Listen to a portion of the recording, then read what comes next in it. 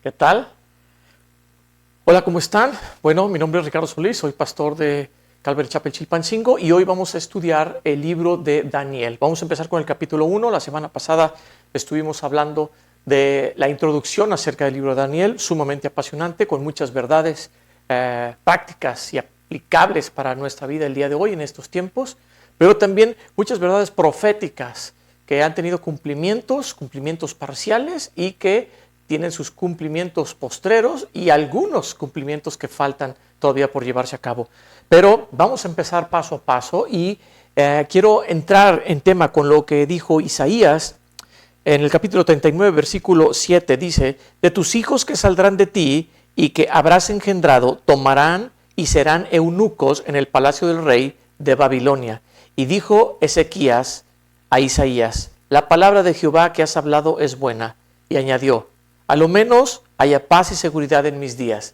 Esto estaba respondiendo el rey de Judá a Isaías, que fue a decirle lo equivocado que estaba al enseñarle al rey de Babilonia todos sus tesoros y toda la majestad que tenía en el palacio de Judá.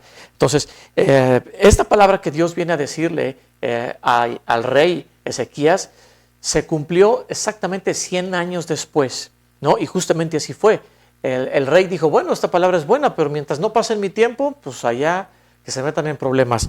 Qué feo de este rey, que no hizo lo bueno delante de los ojos de Dios, pero que podemos ver que Dios conoce el pasado, el presente y el futuro al mismo tiempo. Así que vamos con el capítulo 1 de Daniel, versículo 1. Gracias, Señor, por lo que tú has hecho, por lo que haces y por lo que harás en nuestras vidas. Te pido que tu palabra pueda llegar a la vida y corazón de cada oyente, Señor.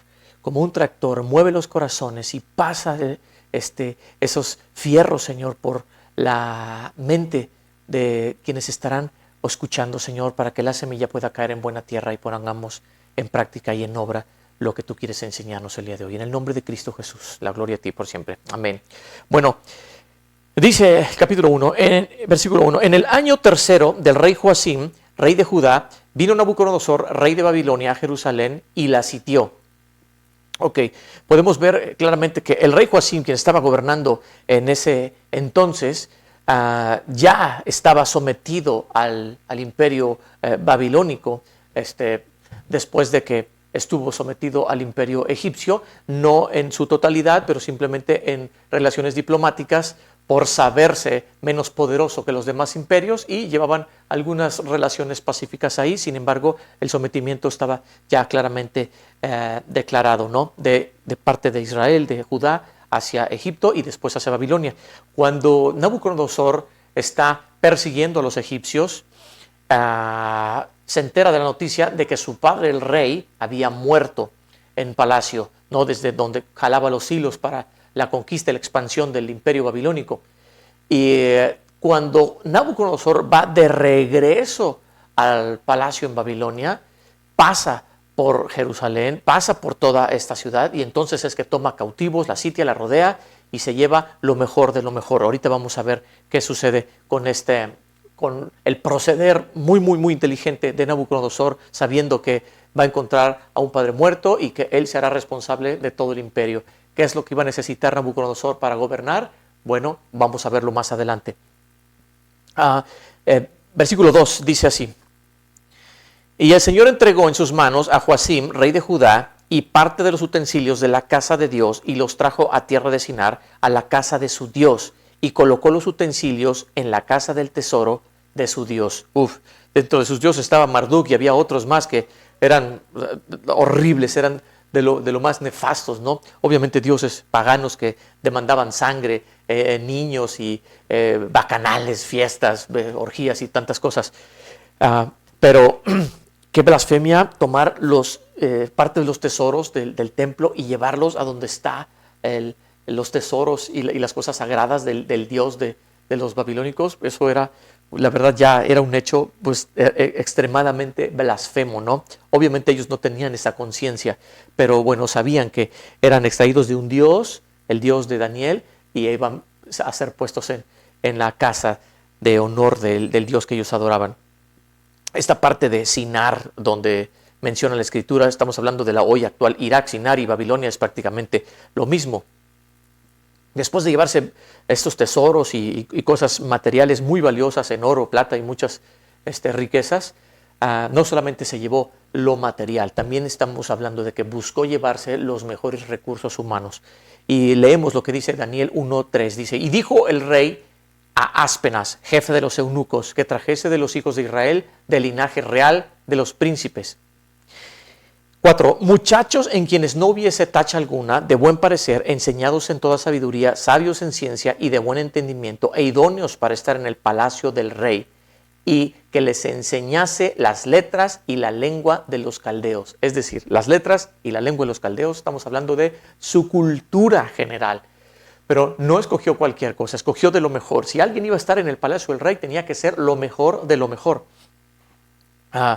La gente entendida, porque Dios los iba a utilizar para administrar el imperio. Entonces, Nabucodonosor no iba a tener gente que fuera a darle problemas, nos iba a tomar de lo mejor, pero necesitaba lo mejor como esclavos, pero para la administración pública de su reino. Y aquí yo pregunto una cosa: si nosotros estuviéramos en Israel en aquel tiempo y fuéramos de esas casas nobles donde dijo, vayan a esos lugares, ¿ustedes creen que llamarían a nuestros hijos, que llamarían a cada uno de nuestros hijos y dirían, a ver, quiénes son entendidos, así que sepan bien, que estén bien instruidos? ¿Crees que llamarían a tu hijo siendo adolescente? Yo pienso si llamarían a mi hijo y, no lo sé, pero como papás, ¿qué estamos haciendo? Si nosotros somos lo que decimos ser en Cristo, en Dios, y enseñamos diligentemente a nuestros hijos al despertar, andando en el camino, antes de acostarse, estamos instruyendo en la palabra y en el conocimiento de Dios, estamos haciendo gente sabia, gente entendida, gente que tiene un entendimiento superior de las cosas, porque así es la palabra, porque la palabra nos revela todo esto. Si no estamos seguros de que nuestros hijos hubieran sido llamados para eso, pues podríamos pensar, qué bueno que no se llevaron a mis hijos, pero también, híjole, pues qué pena que no fueron contados con gente con la capacidad de ir y poder dar resultados en algún lugar, algún desarrollo, alguna empresa, algo, ¿no? Mucho menos en un imperio. Pero, ok, esto es para meditar en cuanto a cómo educamos como padres a nuestros hijos, porque lo vamos a ver más adelante. Él tomó de lo mejor del capital humano para su administración, ¿no? Estaba acomodando los recursos humanos ya camino a tomar el imperio. El versículo 5 dice, y le señaló el rey ración para cada día de la provisión de la comida del rey y del vino que él bebía, y que los criase 3 años para que a fin de ellos se presentaran delante del rey. Es decir, Dios le dijo a Aspenas, que era jefe de los eunucos, y que por supuesto los seleccionados como Daniel y sus 3 amigos iban a ser pues mutilados de sus miembros, porque tenían que estar como esclavos dedicados solamente al servicio a Dios y no tenían que ocuparse en ninguna otra actividad, mucho menos procrear con sus propias mujeres, ¿no? Eran esclavos finalmente, con todos los privilegios, los beneficios y todo, pero finalmente es cautivos por Babilonia. Así que entonces este hombre, que era un instructor, un capacitador de eunucos, se iba a encargar de cambiar su identidad por completo. Él iba a enseñar, como acabamos de leer en la Escritura, letras y lengua, para que te olvidaras de tu lenguaje hebreo, para que como cuando vas a Estados Unidos y ya no hablas español y solo hablas inglés, y que cuando alguien va a Argentina regresa hablando con ese acento argentino, no, era más bien perder la identidad que tenían estos jóvenes. ¿Quién mejor que moldear que jóvenes adolescentes preparados y listos con lo suficiente para servir a Nabucodonosor? No podían haber escogido gente mucho más entendida, más sabia, no sé, gente entre los 45 y 55 años, ¿no? Gente que tenía mucha experiencia en la administración y que fuera igualmente capaz. No, porque robarles la identidad a estas personas mayores es sumamente difícil. Pero a unos jóvenes adolescentes, ¿te imaginas? Un grupo de 4 adolescentes que los llevan a Europa y se fascinan con ese primer mundo, con la economía que es un disparate comparado con el tercer mundo donde vivimos.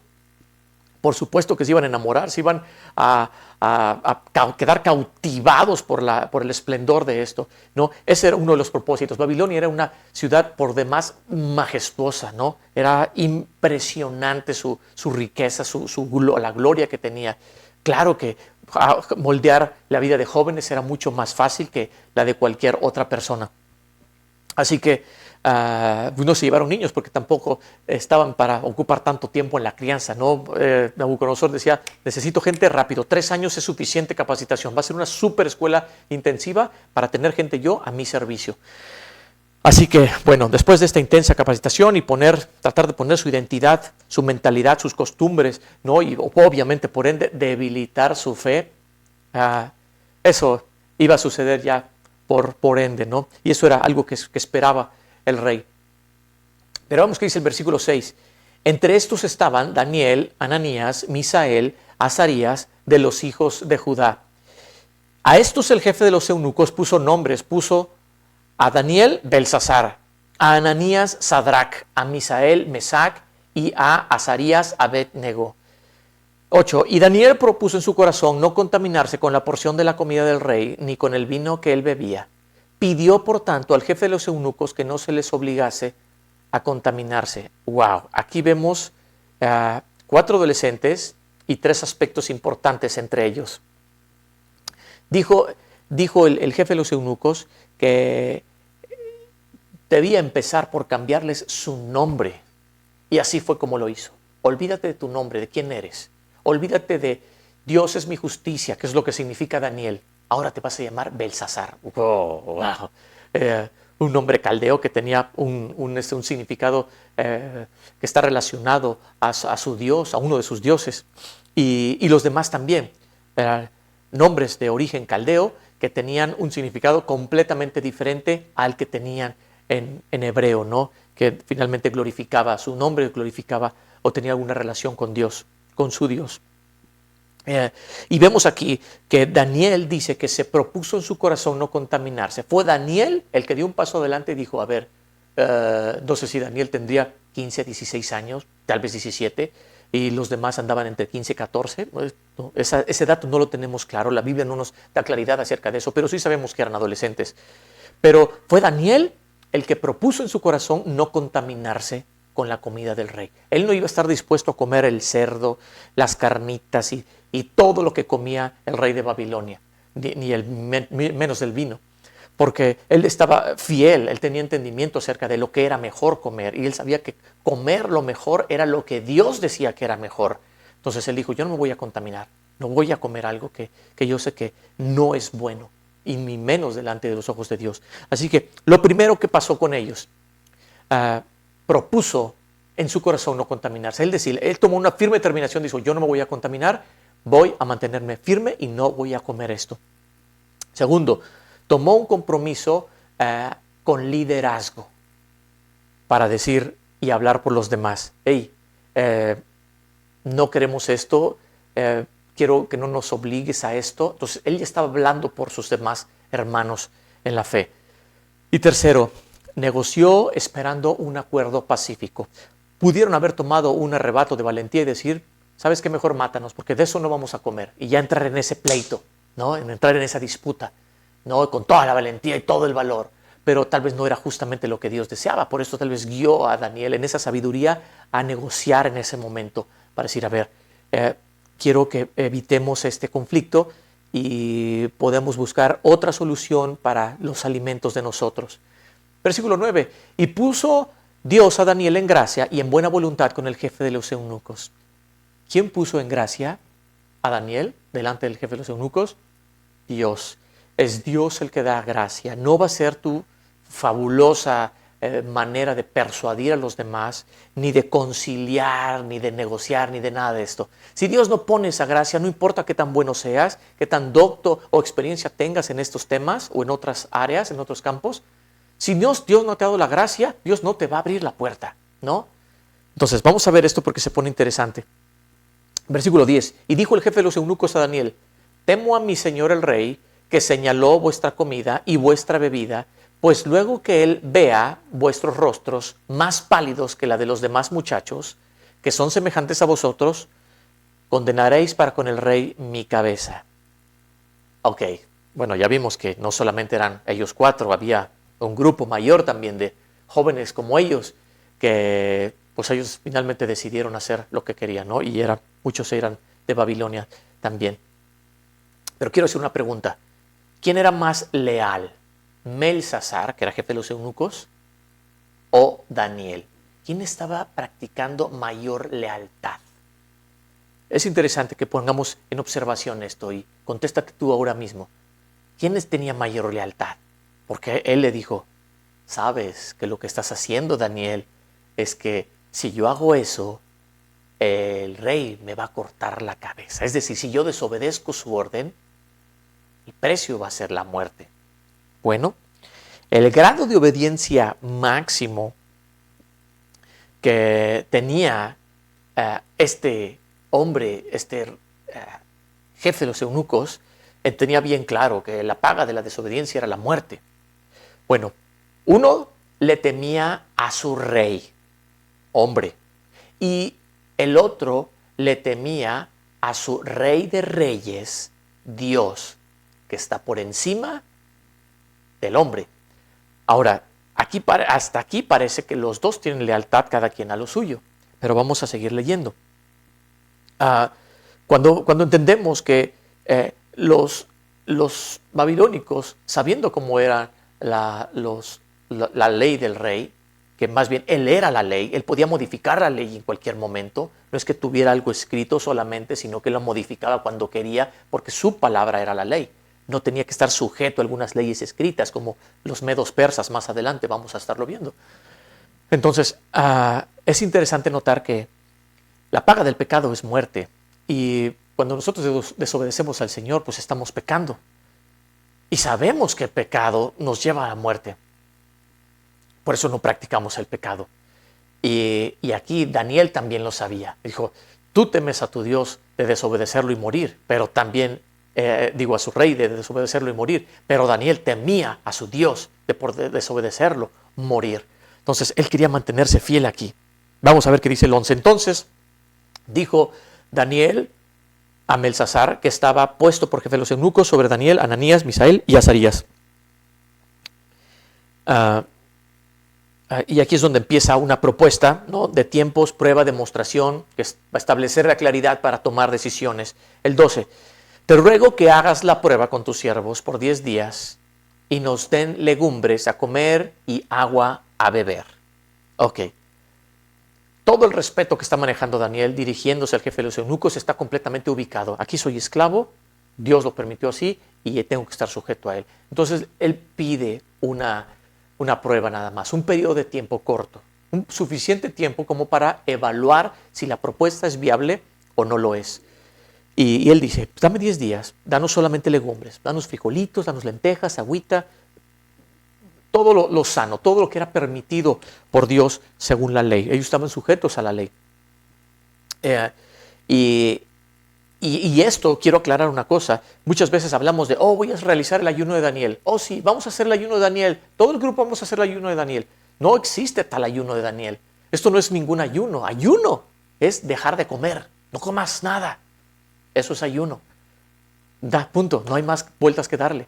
Lo que está pidiendo Daniel es una dieta especial. Entonces, si vas a desarrollar una actividad que tenga que ver con tu salud por tu ingesta de alimentos, bueno, entonces lo correcto decir es, bueno, voy a llevar la dieta de Daniel. Eso sería lo mejor, pero ayuno, no hay ayuno. Bueno, aclarado este punto, vamos a ver qué dice el versículo 13 y 14. Y le dice, compara luego nuestros rostros con los rostros de los muchachos que comen de la ración de la comida del rey y haz después con tus siervos según veas. 14. Consintió pues con ellos en esto y probó con ellos 10 días. Ok. ¿Qué valor de estos jóvenes de mantenerse firmes, de Daniel encabezar el liderazgo del grupo y los demás seguir el liderazgo de Daniel diciendo, es correcto hacerlo, vamos a hacerlo? Porque ya viendo toda la majestuosidad de Babilonia, dice, espérate, vamos a comer de lo del rey, o sea, no nos van a dar pan con agua, vamos a comer del banquete del rey, o sea, de la cocina, del gourmet que le sirven al rey, entonces van a dar a nosotros, pues qué onda, pues hay que aprovecharlo. No, estos jóvenes no tuvieron esa mentalidad. Ellos mantuvieron una mentalidad firme y fiel hacia su Dios. Entonces, Ya que se concede la solicitud, considerando que era pues, un tiempo aceptable, pues se lleva a cabo. Entonces el versículo 15 dice, y al cabo de los 10 días pareció el rostro de ellos mejor y más robusto que el de los otros muchachos que comían de la porción de la comida del rey. ¡Wow! Ok, aquí vemos la mano de Dios respaldando y confirmando que cuando Dios dice, esto es lo que se debe comer, es porque es lo mejor, no es porque Dios quiera fastidiar. Entonces, ellos los encontraron más saludables, más chapeados, más fuertes, más alegres, con mejor color, y los demás no. ¿Qué rollo? ¿No? Digo, breve lección también que nos enseña que, pues bueno, también eres lo que comes. Si te enfermas por una cosa, es por lo que comemos. A veces somos necios. Bien, la ley de Moisés prohibía cierta clase de alimentos. Y en este tiempo, Daniel y sus amigos estaban sujetos a esta ley. Hoy nosotros que estamos en el periodo de la gracia, no es que esta ley de alimentos quede completamente borrada y desaparecida de la Escritura. Eso va a quedar para siempre, sabiendo que es lo mejor comer. No, y nosotros que le metemos al chicharrón, a las carnitas, a la garnacha, a la manteca y a cuantas cosas que no debemos comer, el armadillo, ¿no? Que tiene a veces muchos animales en su cuerpo que pueden ser mortíferos para el ser humano, y nosotros los comemos de una manera pues, como si nada, sin tener ese cuidado. Ojo, en la gracia Dios nos ha dado la libertad, pero también nos ha dejado la conciencia, por medio de este pasaje y de muchos otros, que no es lo mejor comer. Sin embargo, como dijo el Señor Pedro, mata y come. Yo ya santifiqué todos esos alimentos y adelante. Pero ahora tenemos la responsabilidad personal de poder comer unos o comer otros, ¿no? Comer de todo. Tenemos esa libertad y ya no estamos pecando al comer venado y puerco y todas estas cosas, ¿no? Síguele con los tacos de pastor, pero también después no te quejes cuando el callo de la andadera se te ande desbordando aquí fuera del pantalón, no como yo. Daniel 1:16 dice, así pues, Belsasar se llevaba la porción de la comida de ellos y el vino que habían de beber y les daba legumbres. Entonces hasta se puso más contento. El jefe de los eunucos dijo, bueno, son 4 porciones extras para mí. Entonces eran 4 copas extras para mí, ¿no? Entonces imagínate las borracheras que se ponía seguido este hombre. Bueno, sabrá Dios qué hacía con esto, ¿no? Sin embargo, él le convenía tener esa ración extra para comérsela, para hartarse o para hacer lo que él quisiera, ¿no? Bueno, dice el 17, a estos 4 muchachos Dios les dio conocimiento e inteligencia en todas las letras y ciencias, y Daniel tuvo entendimiento en toda visión y sueños. Ok, o sea, a los 4 les dio de lo mismo, solo a Daniel agregó ese entendimiento en visión y sueños. Pero lo dice muy claro al principio, a estos 4 muchachos Dios les dio. Si tuvieron conocimiento y tuvieron inteligencia fue porque venía de Dios. No había algo en absoluto en lo cual ellos pudieran autovanagloriarse. No, pues la verdad es que pues nosotros nacimos bien filosos, bien cerebritos, y no. Ellos no correspondía a ellos, ¿no? Eso era algo que Dios estaba dando y que nosotros podemos seguir haciendo cuando pedimos al Señor. Y dice la Escritura en Santiago que si alguno tiene falta de sabiduría, pídale a Dios, el cual dará abundantemente y sin reproche, y le será dada. Hay que hacer esto más seguido, hermanos, y Dios será fiel en responder.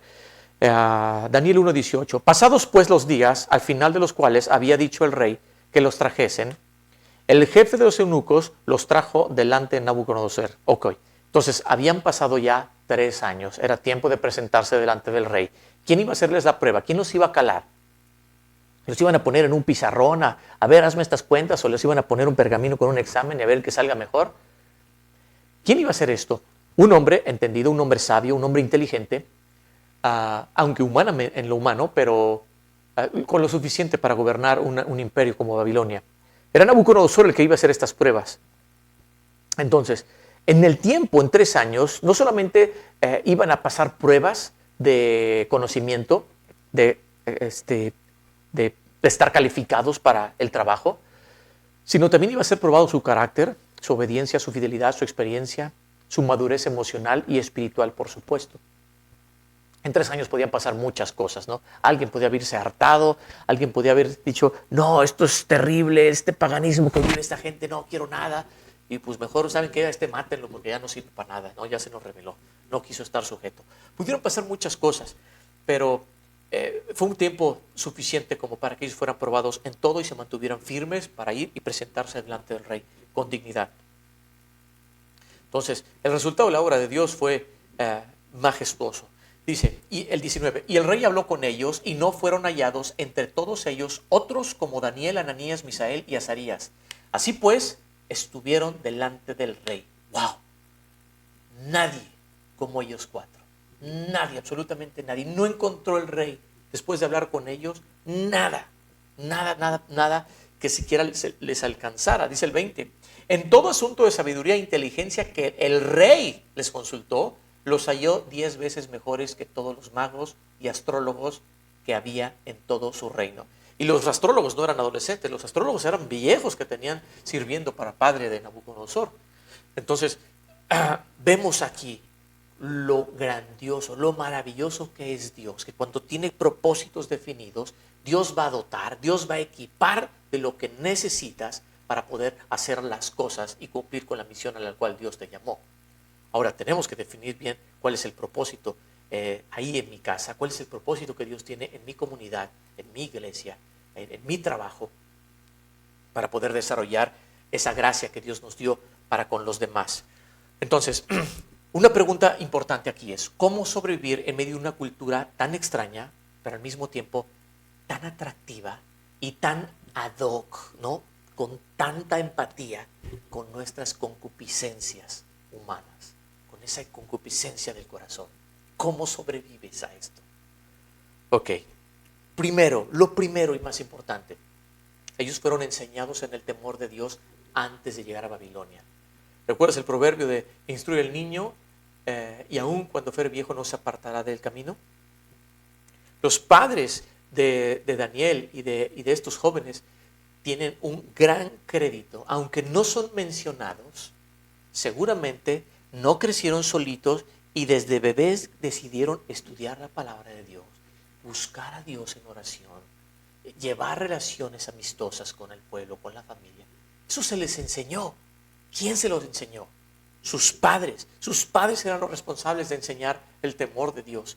Y siendo adolescentes, mantenían raíces profundas de fidelidad y de convicción en la fe de su Dios.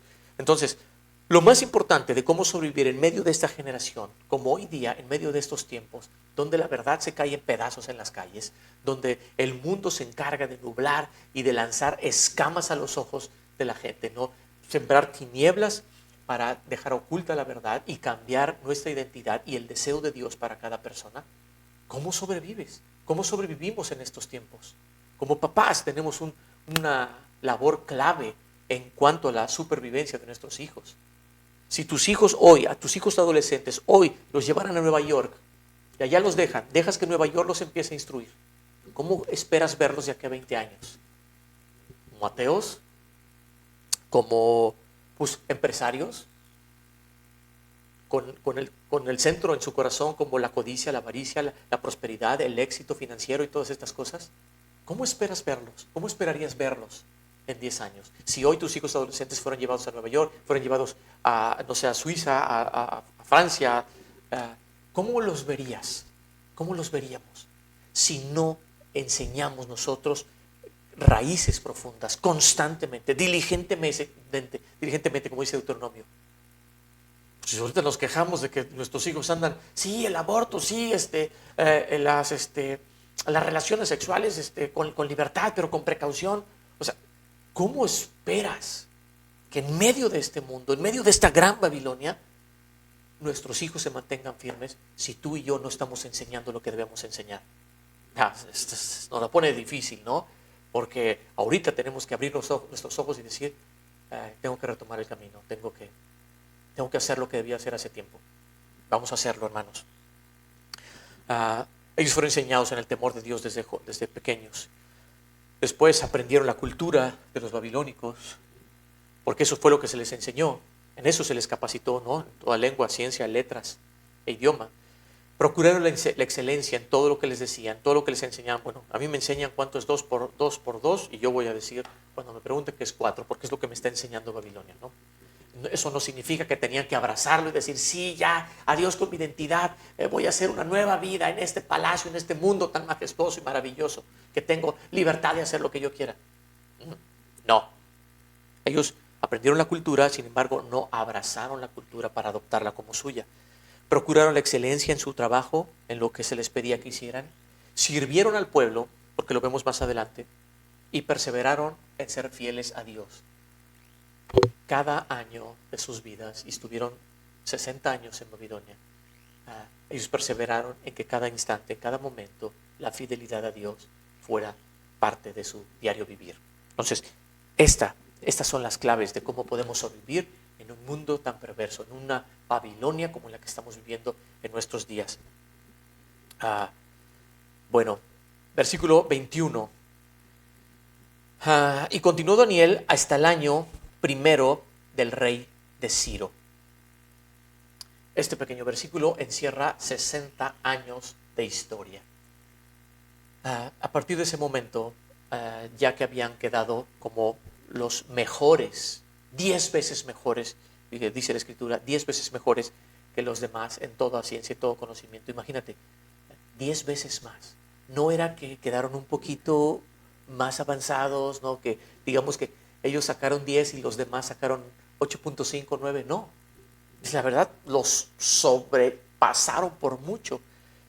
Y aún así, veremos más adelante en los siguientes capítulos cómo eso se olvidó de la memoria, pasó del lado de la memoria del rey y él siguió confiando más en los propios, en los suyos, aunque estuvieran equivocados, aunque tuvieran menor eficacia, ¿no? y calidad en el conocimiento, con todo y eso se le olvidó. Pero después de este tiempo, fueron 60 años los que pasaron, incluso pasaron los babilonios, pasó el imperio babilonio, comenzó después de la conquista de los medos persas y Daniel todavía seguía sirviendo ahí para los medos persas y con un lugar que Dios lo puso con un alto privilegio. Entonces, este capítulo creo que nos está animando a que los padres hagamos una labor necesaria, primordial en la vida de nuestros hijos, niños y adolescentes. Y si ya no son adolescentes, pero todavía puedes estar sembrando en sus vidas y orando por ellos para que Dios los quebrante y los lleve al camino de la verdad, pues hay que seguir haciéndolo. Se van a incomodar, sí, pero es parte de nuestro estilo de vida y lo que tenemos que hacer todo este tiempo. Así que quiero animarlos a que podamos meditar en estas verdades, esperar que no solo nuestros hijos, sino nosotros nos mantengamos firmes en medio de una Babilonia que se levanta soberbiamente y que intenta robar nuestra identidad, robar la verdad que Dios nos ha dado a conocer, robarnos a Cristo, rebajarla y entregarnos a la oscuridad y a lo que es opuesto a la luz que tenemos en Dios. Ya estuvimos viendo lo que está sucediendo con muchos siervos de Dios que están abandonando la fe, que están rebajando la palabra, que están diciendo cosas, ¿no? Como el caso de Masucado, que es una tristeza, pero también es una vergüenza como cristiano que esté dando lugar al pecado, tolerancia al pecado y torcer la Escritura, ¿no? Cuando él mismo ha predicado en muchos libros cosas diferentes acerca del valor y la valentía que debemos de enfrentar con tal de defender la verdad. Seamos valientes, mantengámonos firmes en la fe y veamos que la mano de Dios puede respaldar nuestra vida. Y que, como lo veremos más adelante, si en algún momento Dios dice, hasta aquí llegó tu misión y aquí no voy a respaldar, porque te necesito que vengas conmigo a sufrir las consecuencias, pero como dignos hijos de Dios y firmes en la fe. Amén. Bueno, pues Dios te bendiga y cualquier comentario, cualquier duda, por favor, déjanosla saber. Y estamos en contacto para vernos la próxima semana con el capítulo 2 del libro de Daniel. Apasionante. Dios te bendiga.